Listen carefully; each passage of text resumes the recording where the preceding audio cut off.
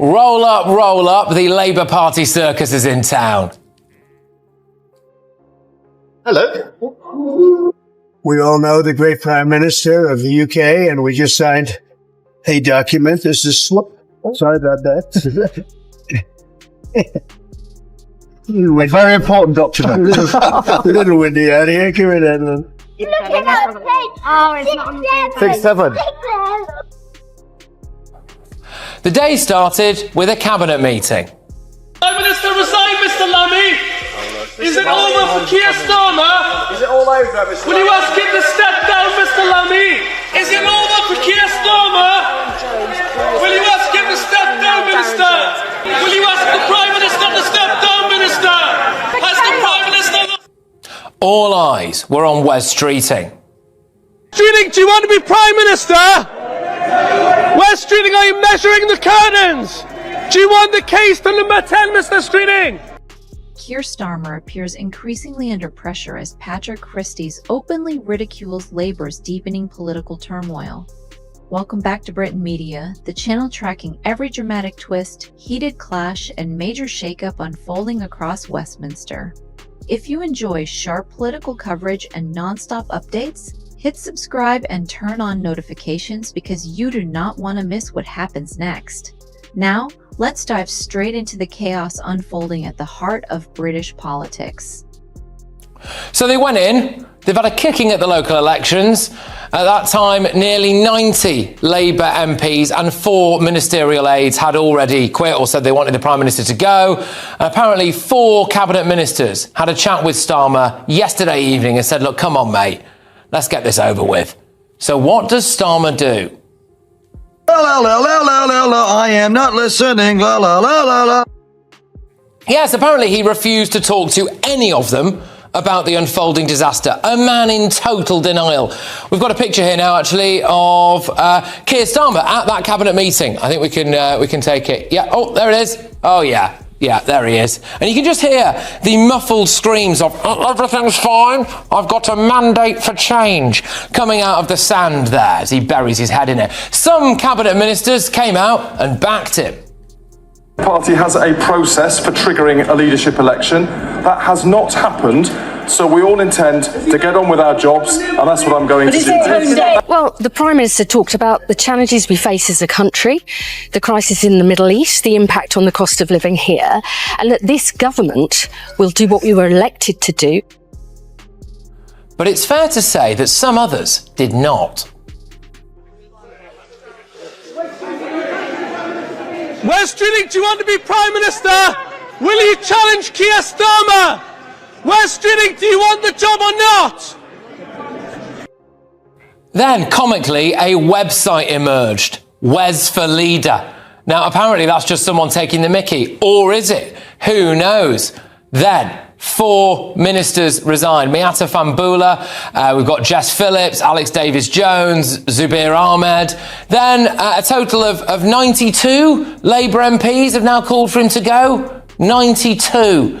And then it turned out that Andy Burnham, the king in the north, was on a train from Manchester to London Euston. It's like Peter Odemwingie driving from West Brom to QPR on transfer deadline day, isn't it? We've actually got footage now of Andy Burnham on that train.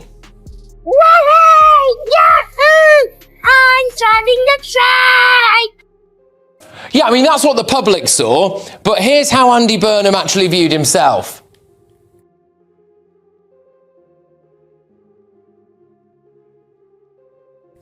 Everyone's been saying, gosh, you know, Rachel Reeves is very quiet, isn't she? But so is David Lammy. Then we find out why. As all the chaos was unfolding, Lammy was apparently just having lunch on the sun terrace in the Houses of Parliament. I mean, to be fair to David Lammy, he's got absolutely no idea what's going on, does he? Look, now I'm not saying things are bad for Keir Starmer, but Paul Gascoigne's just turned up to Downing Street with a fishing rod and some chicken nuggets, saying he can help sort this whole mess out. And then this happened. Chuka Umunna walked into Downing Street. Yes, do you remember him? The same Chuka Umunna who was a Labour MP, then he joined the Lib Dems, he set up, what was it called? Was it Change UK? Then he lost his seat. I mean, this is a sign of how utterly desperate the PM really is. If Chuka Umunna is the answer, what the heck is the question? But then there was a ray of hope for the Prime Minister.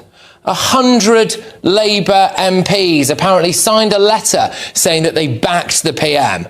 Slight problem though. None of them wanted to be named. Now, look, nothing screams full frontal support like anonymously signing a letter, does it? Then one of them did stick his head above the parapet. Yes, here he is. He has a mandate to serve for 4 years, and I just think it is completely destabilising for people to be sending in letters asking for him to stand down.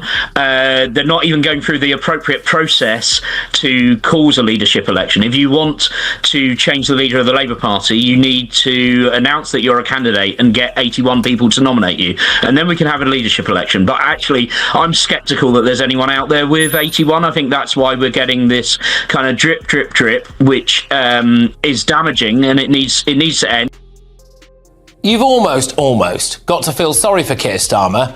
Everything he's ever said or done comes back to haunt him. Here he is on his first day in Parliament, sitting alongside Wes Streeting, the bloke who reportedly wants to replace him, and Catherine West, the woman who said she was going to run for leader to get him out of Downing Street a couple of days ago. Then there's this tweet here for you as well. Keir Starmer, why I have decided to back Andy Burnham for Labour leadership. Oh my gosh, that was apparently 2015. The irony. Then there's this tweet from the start of the year. There you go. This is the year that Britain turns the corner. Gosh, here's the corner they were talking about.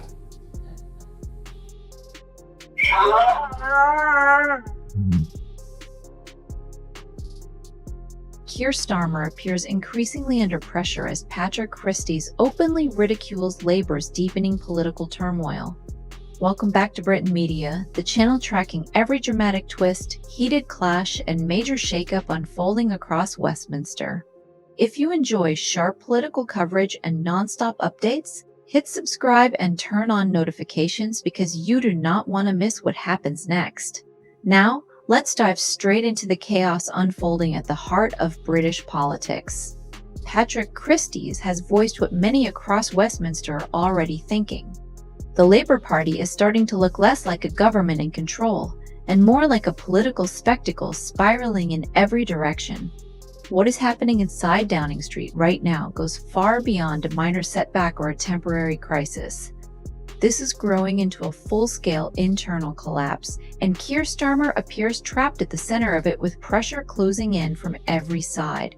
Reports suggest that close to 100 Labour MPs, along with several figures inside the government, are either openly demanding change or quietly questioning whether his leadership can survive much longer. After devastating local election losses sent shockwaves through Labour, the party has not recovered or regrouped. Instead, it appears stuck in a state of confusion, struggling to project authority, direction, or even unity at the top. Rather than calming the crisis, the chaos is only intensified, with growing speculation over who could eventually step forward if the pressure on Keir Starmer continues to rise.